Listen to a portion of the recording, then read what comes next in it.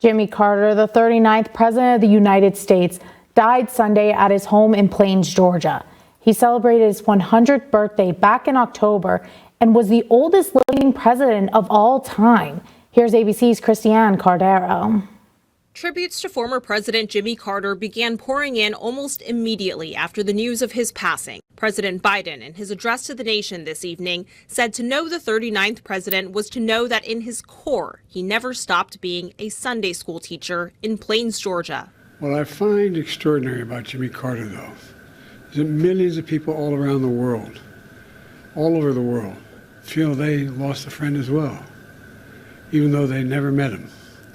And that's because Jimmy Carter lived a life measured not by words, but by his deeds. Former President Bill Clinton and former Secretary of State Hillary Clinton add Carter was guided by his faith. President Carter lived to serve others until the very end. President-elect Donald Trump acknowledged their political differences before writing, "The challenges Jimmy faced as president came at a pivotal time for our country, and he did everything in his power to improve the lives of all Americans. For that, we all owe him a debt of gratitude." From former President Barack Obama, quote, "Michelle and I send our thoughts and prayers to the Carter family and everyone who loved and learned from this remarkable man." And Habitat for Humanity, an organization the Carters began volunteering with more than 40 years ago, writing today, "We are grateful for the incredible impact the Carters have had on Habitat and on the families who have benefited from their shining example." Jimmy Carter, who was awarded the Presidential Medal of Honor in 1999 and the Nobel Peace Prize in 2002,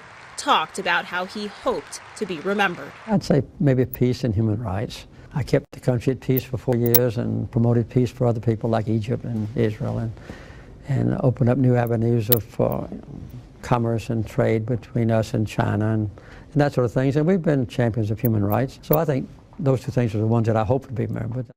He will lie in repose at Georgia's state capitol and then at the U.S. Capitol, followed by a service at Washington's National Cathedral. His final resting place will be in the backyard of his home in Plains, Georgia, next to his wife, Rosalind.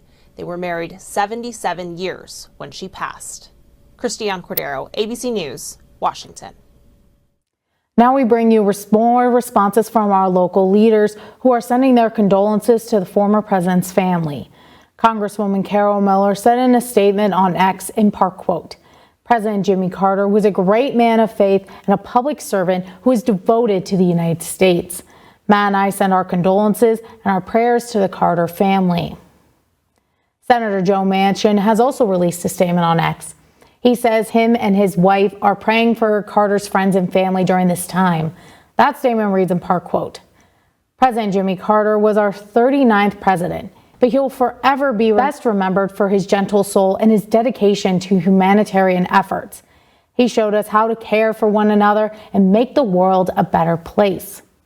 Through his volunteerism, President Carter showed a kindness to all humans that should serve as a model for all of us.